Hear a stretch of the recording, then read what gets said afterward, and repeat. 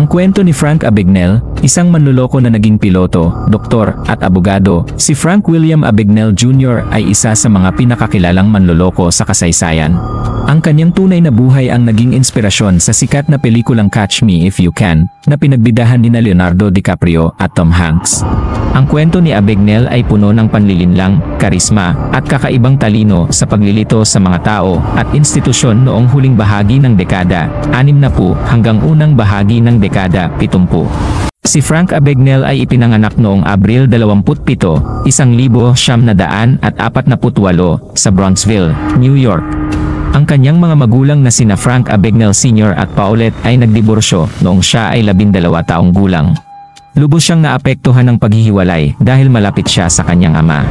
Sinasabing nagsimula ang kanyang mga kriminal na gawain sa panahong ito, kung saan gumamit siya ng mga peking tseke upang makakuha ng pera matapos tumakas mula sa kanilang tahanan.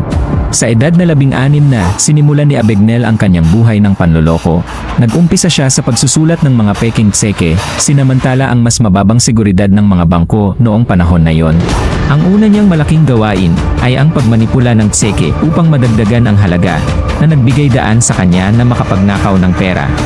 Ngunit hindi lamang ang kanyang kakayahan sa pamimigay ng tseke ang nagpalabas sa kanya.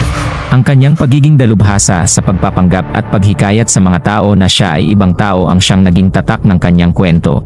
Isa sa mga pinakakilalang pagpapanggap ni Abagnale ay ang pagiging piloto ng Pan American World Airways. Sa kabila ng kawalan ng formal na pagsasanay, nagawa niyang magpalsipika ng lisensya ng piloto at kumbinsihin ang airline na payagan siyang magbiyahe bilang deadhead sa iba't ibang bansa.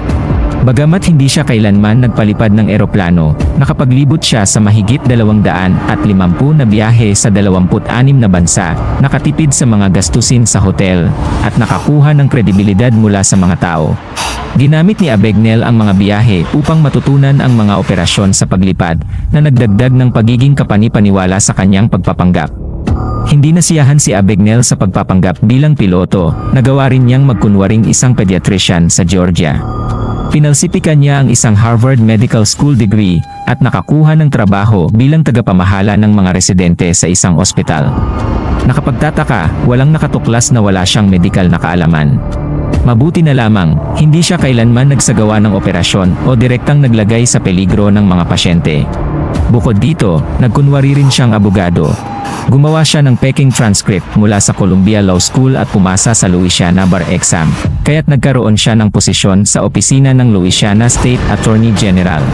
Tumagal siya ng 8 buwan bilang abogado bago magpasya na lumipat sa ibang pagkukunwari.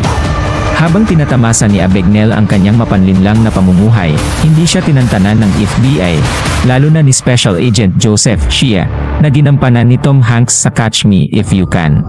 Sa loob ng maraming taon, nalusutan ni Abagnale ang mga otoridad sa pamamagitan ng patuloy na pagpapalit ng pagkakakilanlan. Ngunit noong 1969, nagkamali siya. Habang nasa France, nakilala siya ng isang dating flight attendant na kanyang nakarelasyon at ipinaalam ito sa mga pulis. Siya ay inaresto at nahatulan ng pagkakakulong sa France. Kalaunan, siya ay inilipat sa Sweden, kung saan muli siyang nakulong, bago dinala sa Estados Unidos upang harapin ang maraming kaso ng pamimeke. Matapos maglingkod ng 5 taon mula sa kanyang 12 taong sentensya, inalok si Abagnale ng parol sa kondisyon na tutulong siya sa gobyerno sa pagtuturo sa mga ahensya ng tagapagpatupad ng batas at mga bangko kung paano maiwasan ang panloloko.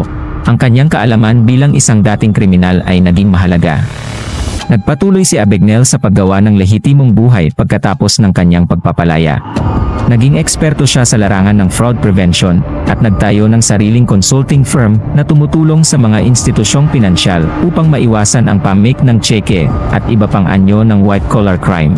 Nakipagtulungan siya ng malapit sa FBI, nagturo sa mga ahente kung paano unawain ang mga taktika sa panloloko at naging respetadong tagapagsalita at konsultant para sa iba't ibang kumpanya.